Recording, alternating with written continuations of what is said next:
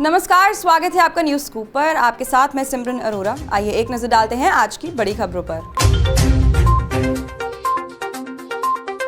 PM Modi ने फिलिस्तीन के लोगों को लिखा पत्र, आजाद फिलिस्तीन का किया समर्थन। प्रधानमंत्री नरेंद्र मोदी ने फिलिस्तीन के लोगों के विकास के लिए भारत के निरंतर समर्थन को दोहराया है।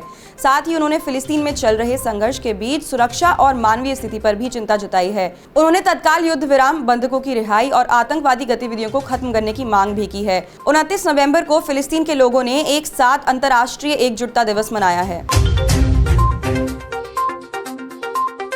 शिंदे अचानक से अपने गांव चले गए हैं। प्रवक्ता ने बताया वो बुखार और सर्दी से पीड़ित हैं।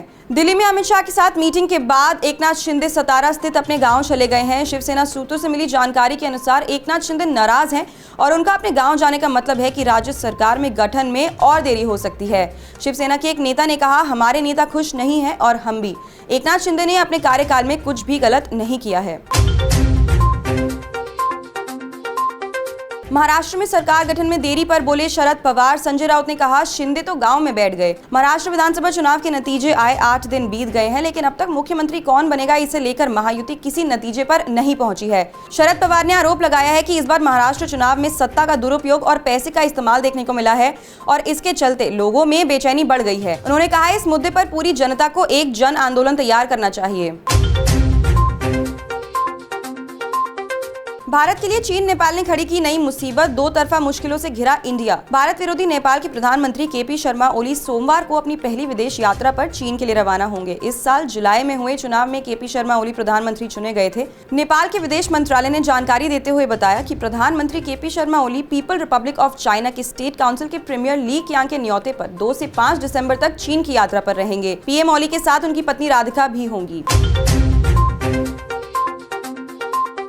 बस में चली राहुल गांधी को अपमानित करने वाली वीडियो, चालक और परिचालक के खिलाफ जांच के आदेश। हिमाचल प्रदेश सड़क परिवहन निगम ने एक यात्री द्वारा कांग्रेस नेता राहुल गांधी की आलोचना करने वाला वीडियो क्लिप चलाने के बाद बस चालक और परिचालक के खिलाफ जांच के आदेश दिए हैं। बता दें कि यह घटना 5 नवंबर को ढली और सजौली के बीच चलने वाली बस में हुई थी। 115 साल पुराने कॉलेज को बताया गैर कानूनी। एक मस्जिद और उसकी जमीन पर मालिकाना हक का दावा किया गया है। वक्फ संशोधन विधेयक की जांच कर रही ज्वाइंट पार्लियामेंट कमेटी को अपनी रिपोर्ट पेश करने के लिए और वक्त मिल गया है। वहीं यूपी सुन्नी सेंट्रल वक्फ बोर्ड के 6 साल पूरे होने का नोटिस शुक्रवार को एक नया विवाद खड़ा कर दिया है। इसमें वाराणसी के 115 साल पुराने उदय प्रताप कॉलेज के परिसर में एक मस्जिद और उसकी जमीन पर मालिकाना हक का दावा किया गया है।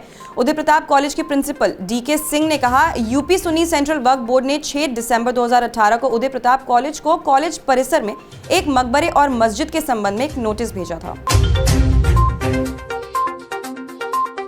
2 बच्चों की मां ने पहले काटा पति का गला, फिर बत्ते से कूंच दिया सर और प्राइवेट पार्ट। प्रयागराज के कोरांव गांव से एक बेहद ही सनसनीखेज घटना सामने आई है। यहाँ की एक आंगनबाड़ी कार्यकर्ता पत्नी ने अपने पति की बेरहमी से हत्या कर दी है। उसने पहले पति के सर पर बल्ले से ताबड़तोड़ वार किए। इतना ही नहीं, वह जब जमीन पे गिर गया तो उसके गले को भी रेत दिया, फिर बत्ते से वार करके उसकी जान ले ली। पुलिस ने मामले में कार्रवाई करते हुए आरोपी पत्नी को अरेस्ट कर लिया है। पहले जयमाला और फिर फेरों से पहले गायब हुआ दूल्हा, दुल्हन ने तुरंत तोड़ दी शादी। गाजियाबाद के साहिबाबाद से एक हैरान कर देने वाला मामला सामने आया है। साहिबाबाद के शहीद नगर में एक शादी थी, लेकिन दूल्हा फेरों के समय नशे करता हुआ पाया गया। इसके बाद दुल्हन ने शादी तोड़ दी। पहले भी नशे के कारण कई शादियां टूटने का मामला सामने आ चुका है। दुल्हन की मां ने इस मामले पर FIR भी दर्ज कर दी है। दुल्हन की मां का आरोप है कि दूल्हा, उसके भाई और बहन ने दुल्हन की मां और अन्य लोगों से हाथापाई की। गंदे कॉन्डम और मरे हुए कॉकरोच से लगाई 63 होटलों को चपत। फ्री में रुका तो रुका, पैसे भी ले लिए। चीन में एक शख्स ने बिना किसी खर्चे के होटलों में रुकने के लिए गजब जुगाड़ लगा डाले। इसके लिए उसने होटलों को ही ब्लैकमेल करना शुरू कर दिया। दरअसल वह जब भी किसी होटल में जाता था तो अपने साथ इस्तेमाल किए हुए गंदे कॉन्डम और मरे हुए कॉकरोच ले जाता था। जैसे ही शख्स कमरे के अंदर दाखिल होता था तो चुपके से इन्हें कहीं ना कहीं छुपा देता था। इसके बाद कमरे में गंदगी को लेकर हंगामा काटता और होटलों से मुफ्त में ठहरने की मांग करता था। ग्रेटर नोएडा में हुई दनादन फायरिंग, 12 लोगों के खिलाफ पुलिस ने लिया एक्शन। ग्रेटर नोएडा के दादरी थाना प्रभारी अरविंद कुमार ने बताया कि किसी बात को लेकर दो पक्षों के बीच विवाद हुआ। विवाद के दौरान दोनों पक्षों में गोलियां चलने लगी। इस घटना में एक व्यक्ति को गोली लग गई। सूचना मिलने के बाद दादरी कोतावली पुलिस टीम मौके पर पहुंची। पुलिस ने घायल को इलाज के लिए अस्पताल में एडमिट करवाया। वहीं दूसरी तरफ पुलिस ने कार्रवाई शुरू कर दी थी। मामले में पुलिस ने 4 टीमों का गठन किया है। इसके अलावा 12 से ज्यादा लोगों को हिरासत में ले लिया गया है, जिनसे पूछताछ की जा रही है। थाना प्रभारी का कहना है कि शांति व्यवस्था भंग कराने वाले के खिलाफ एक्शन लिया जाएगा। तो ये थी अब तक की बड़ी खबरें। बाकी देश और दुनिया की तमाम खबरें देखने के लिए न्यूज़ स्कूप को लाइक और सब्सक्राइब करें, वीडियो को शेयर करें और नोटिफिकेशन के लिए बेल आइकन पर प्रेस करना बिल्कुल ना भूलें। नमस्कार।